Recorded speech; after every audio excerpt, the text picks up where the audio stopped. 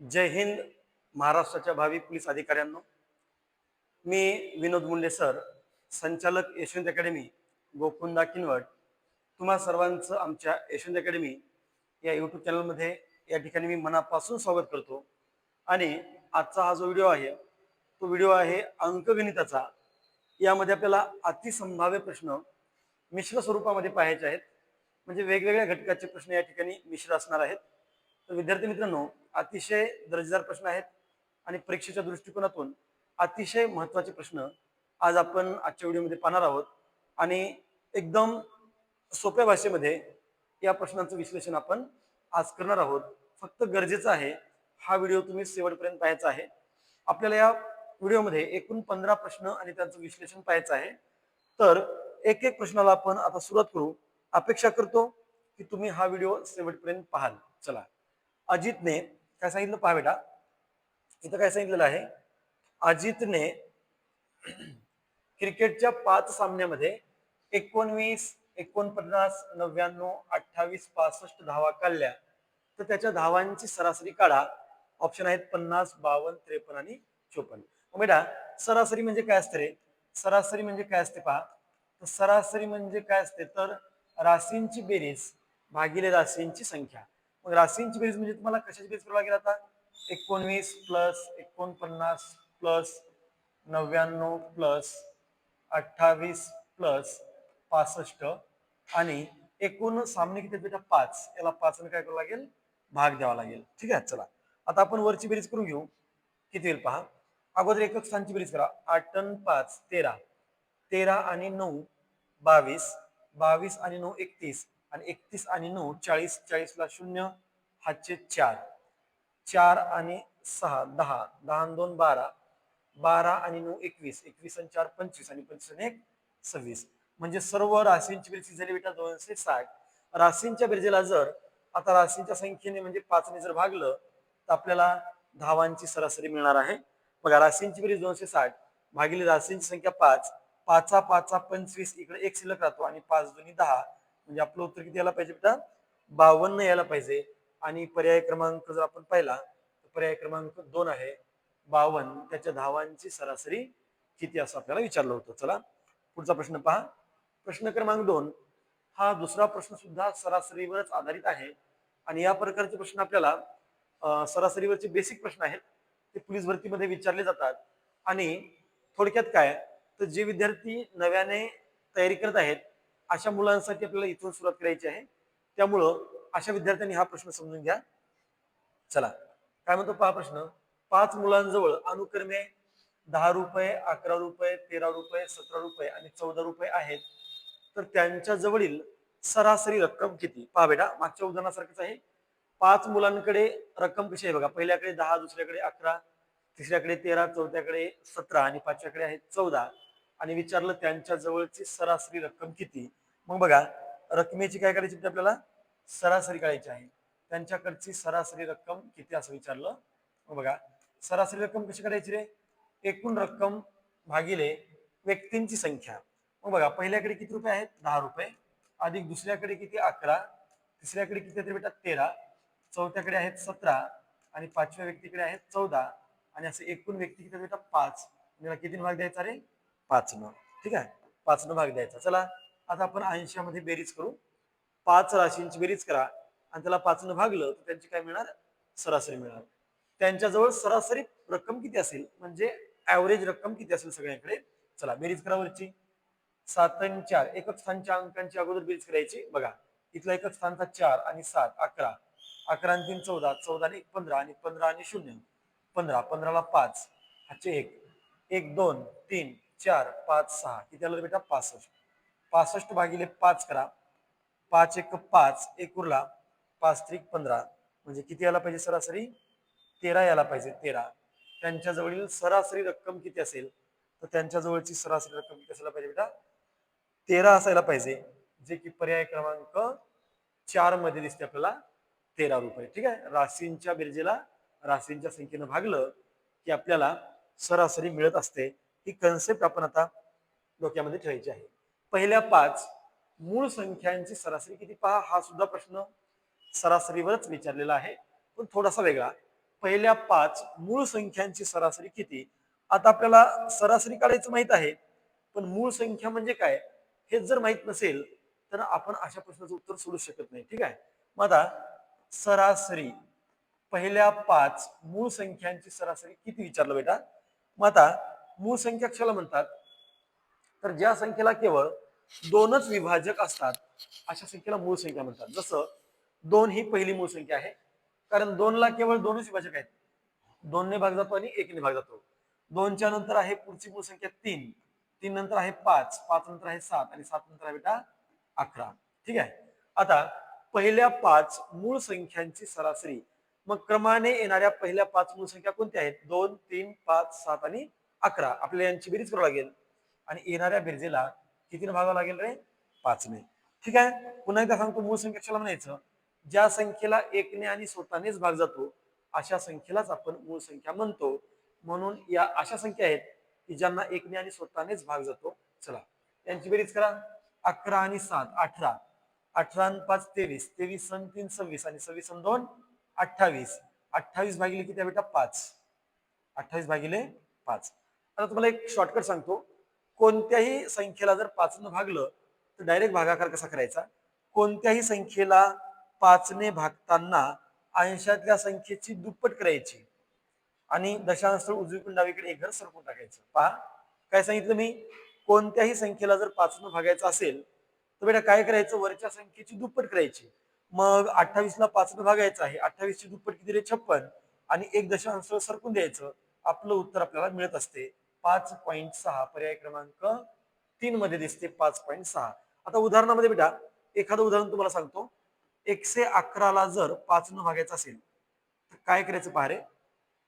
आता हा भागाकार करत बसू नका. 111 ला जर 5 ने भागायचं असेल ना तर डायरेक्ट वरच्या संख्येची दुप्पट करा. 111 ची दुप्पट किती बेटा 222 आणि उजवीकडून दशांश स्थळ डावीकडे एक घर सरकून टाका. 111/5 याचं उत्तर येईल 22.2. ठीक आहे 22.2. म्हणून चला आपल्या तिसऱ्या प्रश्नाचं उत्तर काय आहे. 28 ला 5 ने भागलं 5.6. 28 ची दुप्पट 56, दशांश स्थळ उजवीकडून डावीकडे एक घर सरकावलं. आपल्याला पहिल्या 5 मूळ संख्यांची सरासरी किती मिळाली रे, तर 5.6 मिळाली. चला आता आपण जाऊ चौथ्या प्रश्नाकडे. एक धावपटू, बघा प्रश्न काय म्हणतो, एक धावपटू 200 मीटर अंतर 24 सेकंदामध्ये पार करतो तर त्याचा वेग किती. ठीक आहे. बघा बेटा काय सांगितलं, चांगला प्रश्न आहे. एक धावपटू आहे, एक धावपटू 200 मीटर अंतर किती सेकंदामध्ये पार करतो बेटा 24 सेकंदात पार करतो तर त्याचा वेग किती असं विचारलं. आणि बेटा ऑप्शन जर पाहिले तर त्याचा वेग प्रत्येक ऑप्शन मध्ये किलोमीटर प्रति तास दिलाय. बघा 20 किलोमीटर प्रति तास, 24 किलोमीटर प्रति तास, 28.5 किलोमीटर प्रति तास आणि 30 किलोमीटर प्रति तास असे ऑप्शन दिले आहे. मग बघा आता हा धावपटू 200 मीटर किती सेकंदामध्ये धावतो बेटा 24 सेकंदात. मग 200 मीटर अंतर जर तो 24 सेकंदामध्ये धावत असेल तर मी या 200 ला जर 24 ने भागलं तर मला त्याचा मीटर पर सेकंद वेग मिळेल. कसा मिळेल, मीटर पर सेकंद. अंतर आहे मीटर मध्ये, वेळ आहे सेकंदामध्ये. म्हणून मी 200 मीटरला 24 सेकंदानं जर भागलं तर मला जो वेग मिळणार आहे तो मीटर पर सेकंदामध्ये. पण आपल्याला जे ऑप्शन दिले ते तासी किलोमीटर मध्ये आहेत. मग या मीटर पर सेकंदचं रूपांतर तासी किलोमीटर मध्ये करताना 18/5 ने गुणतात. ठीक आहे. म्हणून 200/24 गुणिले 18 किती करा 5 करा. ठीक आहे. मग आता बघा कॅल्क्युलेशन करू आपण. काय येईल, साइन त्रिक 18, साइन चौक 24, साइन त्रिक 18, साइन चौक 24. इथं 4×5 = 20, समोरचा एक 0.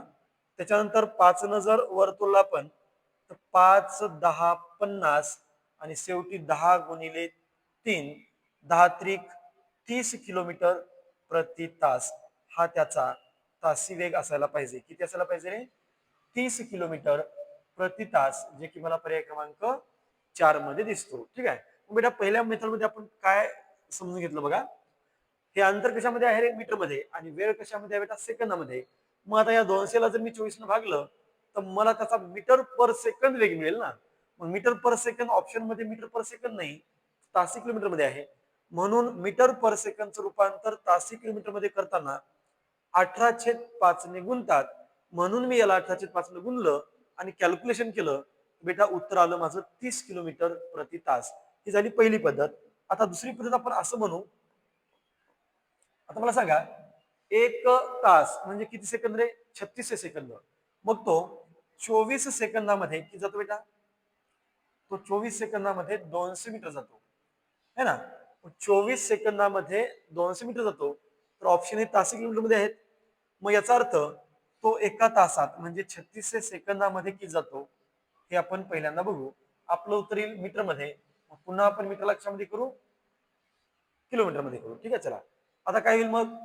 36 गुणिले 200 भागिले किती करा रे? 24. ठीक आहे, 24. आता बघा कॅल्क्युलेशन काय होईल.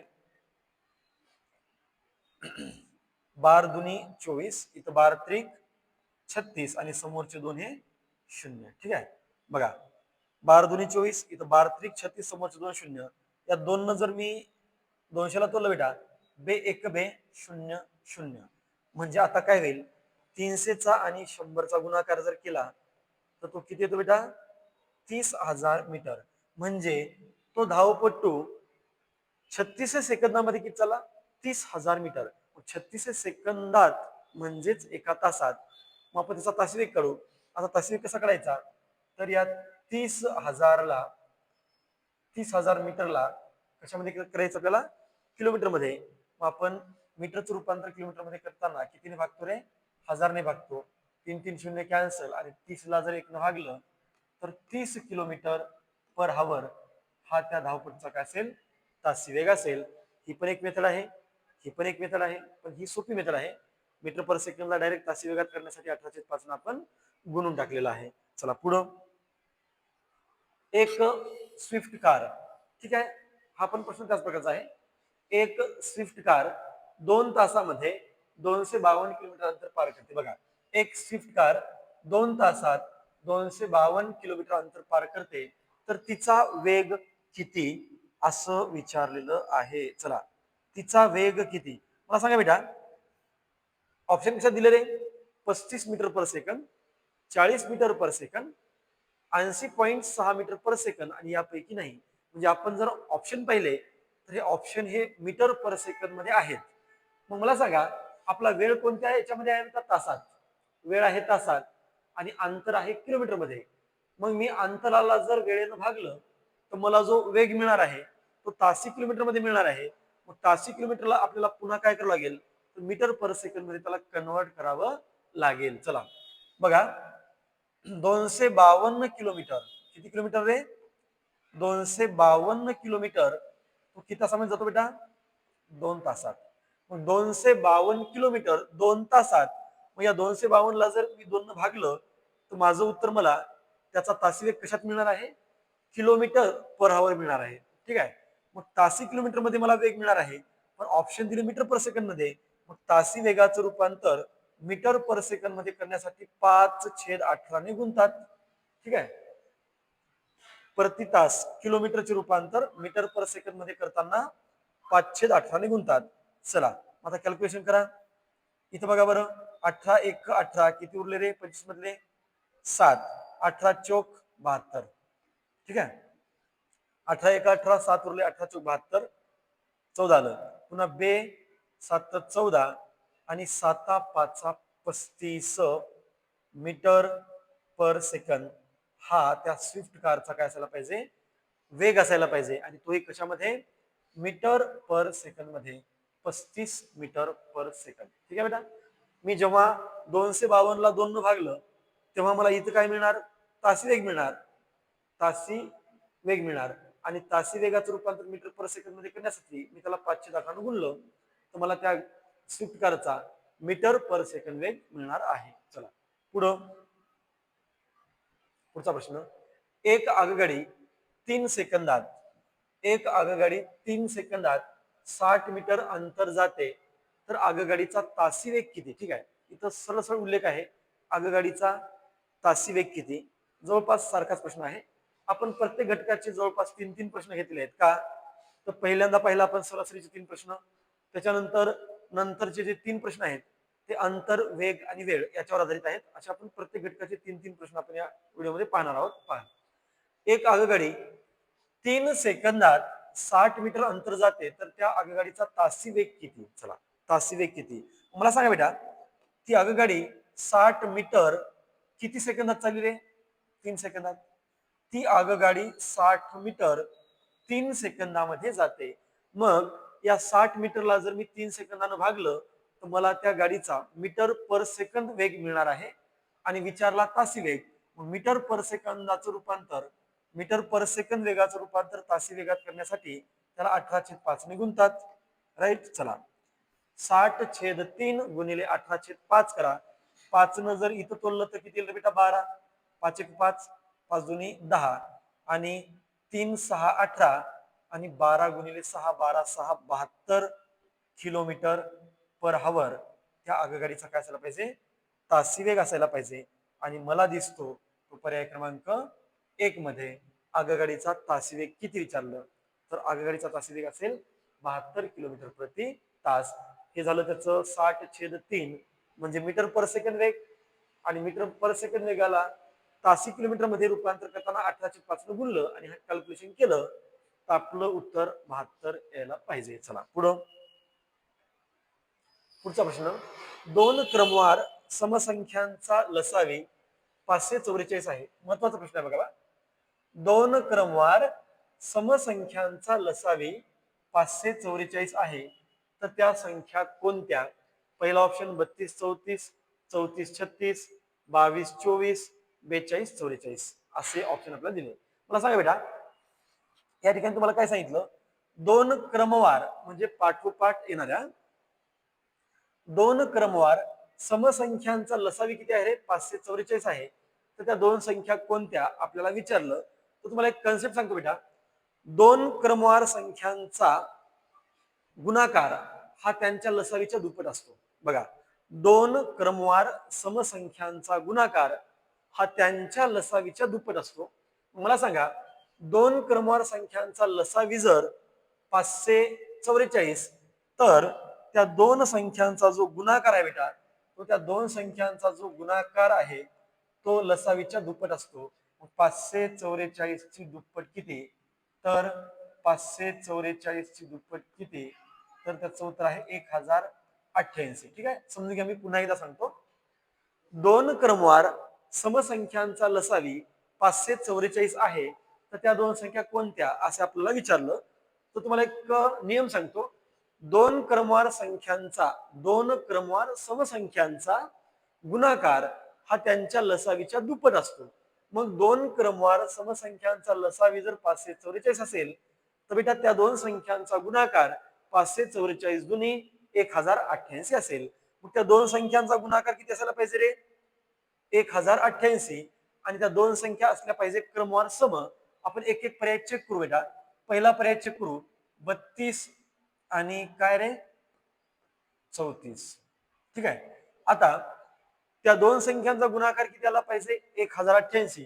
32 चा आणि 34 चा गुणाकार आपण असं करू, 34 गुणिले 32 आणि हा गुणाकार जर 1088 आला बेटा तर समजायचं आपलं उत्तर पर्याय क्रमांक 1 आहे. 34 गुणिले 32 करा किंवा 32 गुणिले 34 करा, काही फरक पडणार नाही. 2 चोक 8, 2 त्रिक 6, 3 चोक 12 ला 2, हातचे 1, 3 त्रिक 9 1 10. आता यांची बेरीज 8 ला 8, 6 2 8, 0 ला 0 आणि हा 1 ला 1. किती आलं रे? 1088 आलं. 1088 आलं. याचा अर्थ त्या 2 संख्या याच असायला पाहिजे, 32 आणि 34. ठीक आहे. 2 क्रमवार समसंख्यांचा लसावी जर 544 तर त्या 2 संख्यांचा गुणाकार 1088. मग विचारलं त्या 2 संख्या कोणत्या? तर 32 आणि 34 चा आपण गुणाकार करून पाहिला तर तो बरोबर 1088 येत आहे. तुम्ही बाकींच्या संख्यांचा गुणाकार करा. 34 गुणिले 36 करा, 1088 येणार नाही. 42 गुणिले 44 करा, 1088 येणार नाही. 22 गुणिले 24 करा, 1088 येणार नाही. चला दुसरी पद्धत सांगतो बेटा. आता हे झालं या मेथडनं. दुसरी पद्धत पहा. याच प्रश्नाला दुसऱ्या पद्धतीने कसं सोडायचं? तर लक्षात ठेवा की 2 क्रमवार समसंख्यांचा लसावी किती दिला रे आपल्याला? 544 दिला आणि विचारलं त्या संख्या कोणत्या? तर बेटा काय करायचं, लसावी छेद मसावी, कोणत्याही दोन संख्यांच्या लसावीला जर आपण मसावीने भागलं तर आपल्याला असामायिक असामायिक अवयवांचा काय मिळतो, अवयवांचा गुणाकार मिळतो. ठीक आहे, असामायिक अवयवांचा गुणाकार मिळतो. मला सांगा, दोन क्रमवार समसंख्यांचा लसावी किती दिला बेटा, 544. मग आता तुम्ही म्हणाल सर इथं तर मसावी दिलाच नाही, इथं तर मसावी दिलाच नाही. तुम्हाला सांगतो, दोन क्रमवार समसंख्यांचा मसावी हा नेहमी 2 असतो. किती असतो रे, 2 असतो. बघा, लसावी 544 आणि दोन क्रमवार समसंख्यांचा मसावी हा नेहमी 2 असतो. आता मी 544 ला जर 2 न भागलं तर मला त्या दोन संख्यांच्या असामायिक अवयवांचा गुणाकार मिळेल. बे दुनी 4, एक उरला, बे 7 14 आणि बे दुनी 4. म्हणजे असामायिक अवयवांचा गुणाकार किती आला बेटा, 272. आता 272 चे असे दोन अवयव पाडा की ज्यांचा गुणाकार 272 आला पाहिजे आणि त्या दोन संख्या एकाच पाड्यामध्ये यायला नाही पाहिजे. ठीक आहे, असे दोन अवयव पाडा, गुणाकार 272 आला पाहिजे आणि त्या दोन संख्या एकाच पाड्यामध्ये यायला नाही पाहिजे. बघा मग 16 आणि 17 होईल का, बघा बरं, 16 आणि 17 होईल का, तर 16 सकी 96, 16 7 112 ला 2, 7 11, 16 1 16, 16 आणि 11 किती झाले, 27, बरोबर 272. म्हणजे याचा अर्थ 272 चे असामायिक अवयव कोणते पडतील बेटा, 16 आणि 17. असामायिक अवयव म्हणजे काय बघा, लसावीला जर मसावीनं भागलं तर असामायिक अवयवांचा गुणाकार मिळतो. असामायिक अवयवांचा गुणाकार आहे 272 आणि मी त्याचे जर असामायिक अवयव पाडले तर एक अवयव आहे 16 आणि एक आहे 17. यांचा गुणाकार केला तर 272 येतो आणि या दोन्ही संख्या एकाच पाड्यामध्ये पण नाही आल्या पाहिजे. 16 आणि 17 एकाच पाड्यामध्ये येत नाहीत. मग आता त्या दोन संख्या कशा शोधायच्या, तर आता लहान संख्या कशी शोधायची बेटा, बघा लहान संख्या कशी शोधायची, तर लहान अवयवानं मसावीला गुणायचं. लहान अवयव कोणता आहे रे, 16, 16 न 2 ला गुणायचं, 16 गुणिले 2 बरोबर 16 दुनी 32. आणि मोठी संख्या कोणती असेल, मोठी संख्या कोणती असेल त्यामधली, तर मोठा अवयव कोणता आपला 17 आणि गुणिले मसावी किती आहे 2, तर 17 दुनी 34. म्हणजे त्या दोन संख्या कोणत्या, तर त्याचं उत्तर आहे 32 आणि 34 या दोन संख्या असायला पाहिजे. ठीक आहे, चला बघा काय केलं, लसावीला मसावीनं भागलं, भागाकाराला 272, 272 चे असे दोन अवयव पाडले की त्यांचा गुणाकार 272 आला पाहिजे आणि या दोन संख्या एकाच पाड्यामध्ये नाही आल्या पाहिजे. ठीक आहे, 16 आणि 17. मग या 16 न जर 2 ला गुणलं तर 16 दुनी 32 एक संख्या मिळाली आणि या 17 न 2 ला गुणलं तर 17 दुनी 34 दुसरी संख्या मिळाली, 32 आणि 34. चला पुढचा प्रश्न बघा, सेम प्रश्न आहे. दोन क्रमवार समसंख्यांचा लसावी 144 आहे. दोन क्रमवार समसंख्यांचा लसावी 144 आहे, तर त्या संख्या कोणत्या बेटा, मी आता सांगितलं दोन क्रमवार समसंख्यांचा गुणाकार, दोन क्रमवार समसंख्यांचा गुणाकार हा त्यांच्या लसावीच्या दुप्पट असतो. मग लसावी जर 144 तर त्या दोन संख्यांचा गुणाकार किती रे, तर 144 गुणिले 2 बरोबर 288. ठीक आहे, 288. मग दोन क्रमवार समसंख्यांचा लसावी जर 144 असेल तर त्याच दोन संख्यांचा गुणाकार हा 288 असेल. मग असा पर्याय शोधा बेटा की तो पर्याय दोन क्रमवार समसंख्या असल्या पाहिजे आणि त्यांचा गुणाकार 288 आला पाहिजे. आता मला सांगा, हा तर आपलं उत्तर होऊ शकत नाही का रे, 8 आणि 18 या दोन्ही संख्या क्रमवार सम आहेत का, नाही. क्रमवार सम म्हणजे पाठोपाठ येणाऱ्या. 12 आणि 16 या सुद्धा दोन क्रमवार समसंख्या नाहीत. दोन पर्याय इथंच कटले. आता 22 24 आणि 16 18 या दोन्ही पैकी आपलं उत्तर असू शकते, पण चेक कसं करायचं, ज्या दोघांचा गुणाकार 288 येईल ते आपलं उत्तर असायला पाहिजे. चला आपण आता पर्याय नंबर 2 ला चेक करू. 22 चा आणि 24 चा गुणाकार करा, किती तो बघा, 24 दुनी 48 ला 8 हातचे 4, डायरेक्ट 24 नच गुणालो, 24 दुनी 48 ला 8 हातचे 4, 24 दुनी 48 4 52. मला किती मिळालं बेटा, गुणाकार 528 मिळाला. पण आपल्याला तर गुणाकार 528 नाही पाहिजे, 288 पाहिजे. हाही पर्याय कटला, म्हणजे उरला एकच पर्याय, पर्याय क्रमांक 3. त्याला आपण चेक करू. चला कसं पाहता, दोन क्रमवार समसंख्यांचा लसावी जर 244, तर त्यांचा गुणाकार डबल असेल 288. मग आता आपण चेक करू की या ठिकाणी 16चा आणि 18चा गुणाकार या ठिकाणी 288 येतो का. 8 6 48 ला 8 हातचे 4, 8 1 8 8 4 12, 1 6 6 1 1 1, हे 8 6 2 8 आणि 1 1 2 बरोबर आहे. गुणाकार मला किती मिळाला पाहिजे होता 288, आणि तो मिळतो कुठं, इथं मिळतो बेटा 16 आणि 18. त्या दोन संख्या 16 आणि 18 असायला पाहिजे. चला पुढचं 16 आणि 18. ठीक आहे. चला दुसरी पद्धत काय सांगितली रे. आता कधी लक्षात ठेवायचं, दोन क्रमवार समसंख्यांचा मसावी हा 2 असतो. मग लसावी लसावी भागिले मसावी बरोबर असामायिक अवयवांचा गुणाकार. असामायिक अवयवांचा काय असतो बेटा, गुणाकार असतो. चला दोन क्रमवार समसंख्यांचा लसावी तर आपल्याला प्रश्नातच दिला, किती दिला रे 144. पण सर मसावी नाही दिला. मग मसावी नाही दिला तर काय करायचं, तर लक्षात ठेवायचं दोन क्रमवार समसंख्यांचा मसावी हा नेहमी 2 असतो. ठीक आहे. लसावीला जर मसावीनं भागलं तर 2 7 14, 2 2 4, मला असामायिक अवयवांचा गुणाकार मिळाला 72. मग 72चे असे दोन अवयव पाडू आपण ज्यांचा गुणाकार आला पाहिजे 72 आला पाहिजे गुणाकार. 8 9 72 गुणाकार आला पाहिजे 72, आणि या दोन संख्या एकाच पाड्यामध्ये नाही आल्या पाहिजे. बरोबर. 144 ला म्हणजे लसावीला मसावीनं भागलं, भागाकाराला 72. 72चे दोन अवयव पाडले कोणते रे, 8 आणि 9, 8 9 72. आता या 8 न जर आपण 2 ला गुणलं तर एक संख्या मिळेल 8 2 16. गुणाकार करायचा लक्षात ठेवा, गुणाकार. आणि या 9 न जर मी या 2 ला गुणलं बेटा तर 9 2 18. अशा मला त्या दोन संख्या मिळतील. एक संख्या मिळेल 16, 8 2 16. म्हणजे असामायिक अवयवांना जर मसावीला गुणलं तर त्या संख्या मिळतात 8 2 16, 9 2 18. पर्याय क्रमांक 3 आहे 16 आणि 18. चला नेक्स्ट प्रश्न बघा, प्रश्न क्रमांक 9. ठीक आहे. हे 3 प्रश्न लसावी मसावीचे आहेत. दोन संख्यांचा मसावी 15 आहे. बघा दोन संख्यांचा मसावी 15 आहे आणि लसावी 90 आहे. त्यातली एक संख्या 45 आहे, तर दुसरी संख्या आपल्याला विचारलेली आहे. बेटा आपण एक लक्षात घ्यायचं, कधी दोन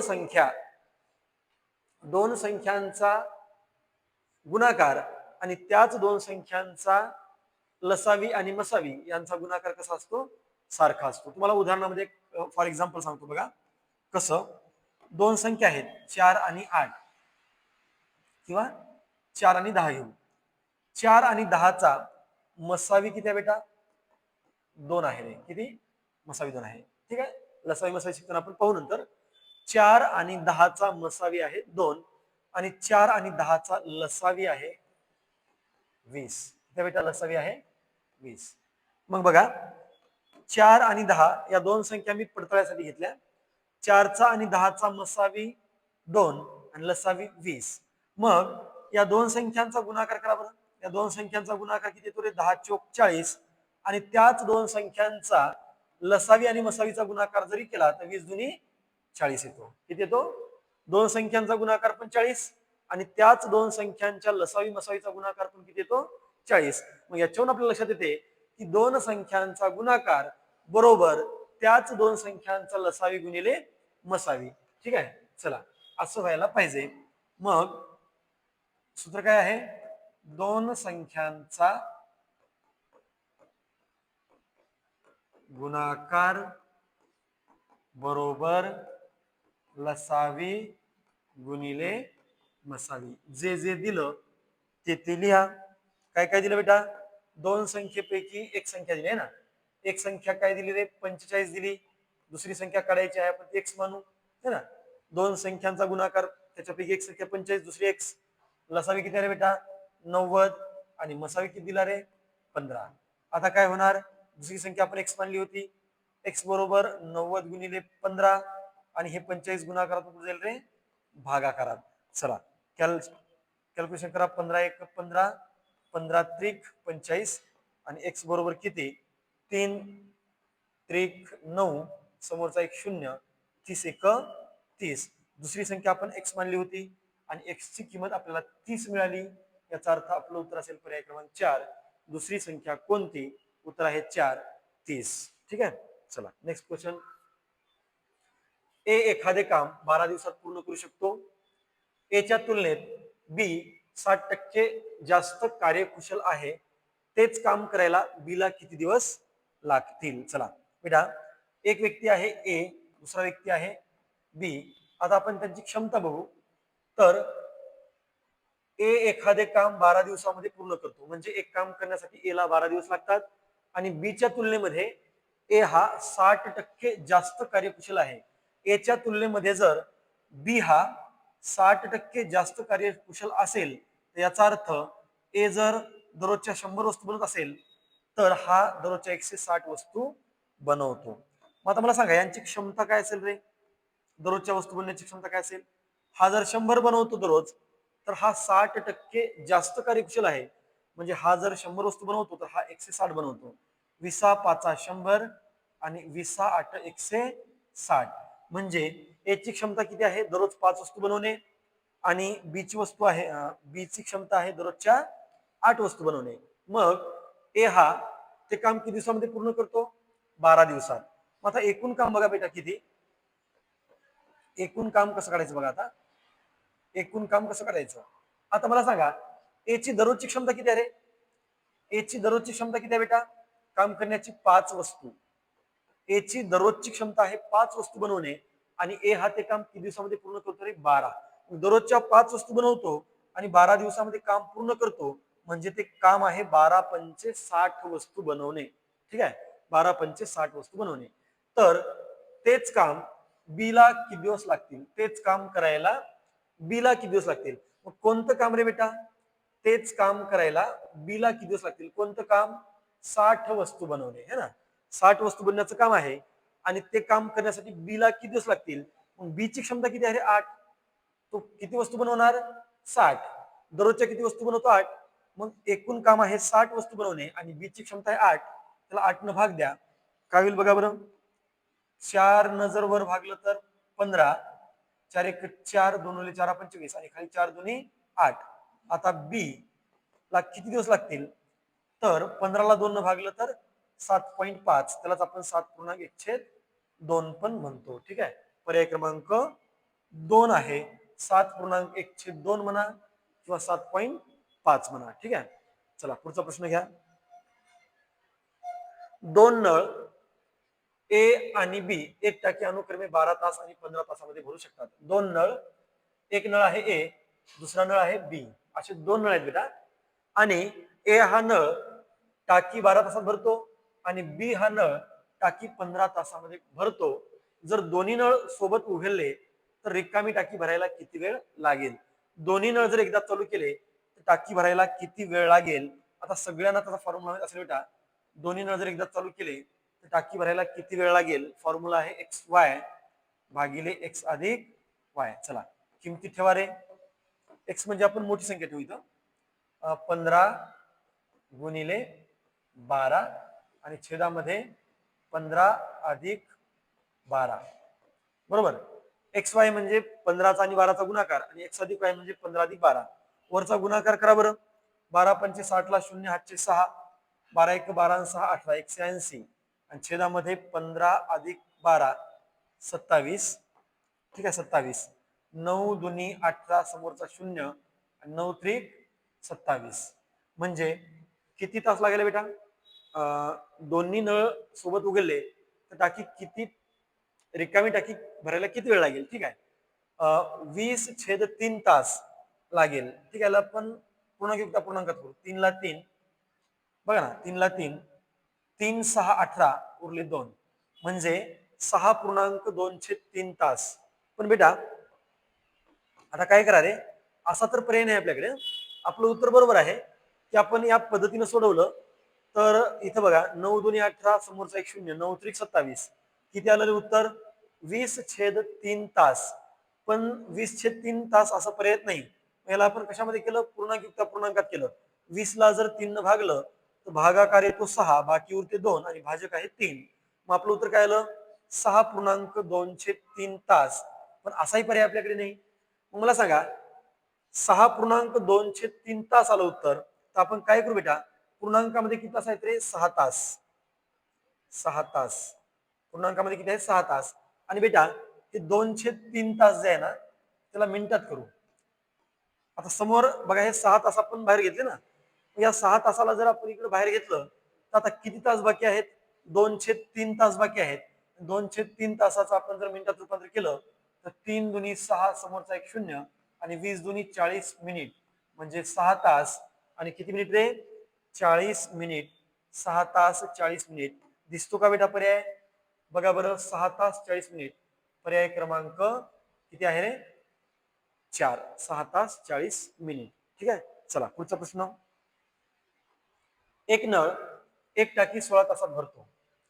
एक नळ एक टाकी 16 तासात भरतो, पण टाकीच्या तळाला एक छिद्र असल्याने ती टाकी 24 तासात भरली जाते.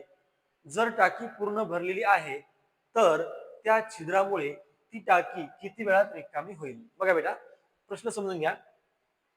एक पाण्याची टाकी आहे आणि ती पाण्याची टाकी एका नळाने 16 तासामध्ये भरते, पण टाकीच्या तळाला एक छिद्र असल्यामुळं टाकी 24 तासामध्ये भरली जाते. बघा, जर समजा छिद्र नसेल तर या पहिल्या नळाने 16 तासामध्ये भरते, आणि टाकीला जर मग छिद्र असेल तर टाकी 24 तासामध्ये भरली जाते. बरं, टाकीला छिद्र असताना 24 तासामध्ये भरते, याचा अर्थ हा नळ पण चालू आहे आणि हे लिकेज पण चालू आहे. अशा वेळेस 24 तासामध्ये भरते. आणि जर लिकेज बंद असेल तर या नळाने 16 तासामध्ये भरते. तर विचारलं छिद्राद्वारे ती टाकी किती वेळामध्ये रिकामी होईल. बेटा याचा फॉर्म्युला आहे एक्स वाय छेदामध्ये x minus Y. X Y छेदामध्ये एक्स मायनस वाय. चला, एक्स वाय म्हणजे त्या दोन संख्यांचा गुणाकार. कुणाचा रे, 24 गुणिले 16, आणि छेदामध्ये आहे 24 मायनस 16. चला, हे 24 गुणिले 16 जसं तसं लिहा. गुणाकार केला काय, जसं तसं लिह, काय फरक पडणार नाही. 24 गुणिले 16, आणि 24 मधून 16 गेले 8. ठीक आहे, आता 8 त्रिक 24 आणि 16 त्रिक 48 तास. छिद्राद्वारे ती टाकी किती वेळामध्ये रिकामी होईल. उत्तर आहे आपलं 48 तासामध्ये रिकामी होईल. उत्तर आहे 48 तास. ठीक आहे, चला पुढं 13वा प्रश्न. 10 लिटर, बघा काय सांगितलं, 10 लिटर बरोबर किती पाव लिटर. ठीक आहे, पाव म्हणजे एका किलोचा चौथा भाग. बरोबर, पाव म्हणजे काय रे बेटा, एकचा चौथा भाग, त्याला आपण पाव म्हणतो. 10 लिटर बरोबर किती पाव लिटर. ठीक आहे, 1 लिटर म्हणजे किती पाव लिटरले, 1 लिटर बरोबर 4 पाव लिटर. एका लिटर मध्ये 4 पाव लिटर असतात. तुम्हाला विचारलं 10 लिटर म्हणजे किती पाव लिटर. आता विचारलं काय, 10 लिटर म्हणजे किती पाव लिटर. मग लिटरचं रूपांतर जर पाव लिटर मध्ये करायचं असेल तर कितीने गुणतात रे, 4ने, है ना. 1 लिटर म्हणजे किती पाव लिटर, 4 पाव लिटर. मग एकची किती पट झाली, 4 पट.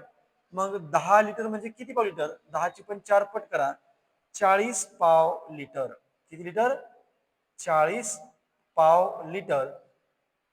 पर्याय नंबर 1 आहे, 40 पाव लिटर. ठीक आहे, पुढचा प्रश्न, प्रश्न क्रमांक 14. 5 लिटर म्हणजे किती मिली पाणी, मिलीलीटर पाणी. ठीक आहे, बघा काय सांगितलं, 5 लिटर म्हणजे किती मिलीलीटर पाणी. तर बेटा बघा, दशमान परिमाणाचे एकक कोणते आहेत बघा रे. किमी, लिटर मध्ये आहे का, kilolitre, kilolitre, hectolitre, hectolitre, decalitre, पुन्हा आहे बेटा लिटर, पुन्हा आहे डेसिलिटर, त्यानंतर आहे सेंटीलिटर,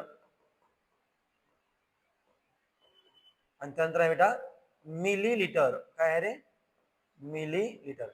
हे दशमान परिमाणाचे एकक आहेत, लिटरचे एकक आहेत. Kilolitre, hectolitre, decalitre, litre, decilitre, centilitre, millilitre. तर आपल्याला काय सांगितलं बेटा, 5 लिटर काय सांगितलं रे? 5 लिटर म्हणजे किती मिलीलिटर? बघा, 5 लिटर म्हणजे किती मिलीलिटर आहे ना? मग लक्षात ठेवा, आपण किती पायऱ्या खाली आलो बेटा? 3 पायऱ्या. 5 लिटर म्हणजे किती मिलीलिटर?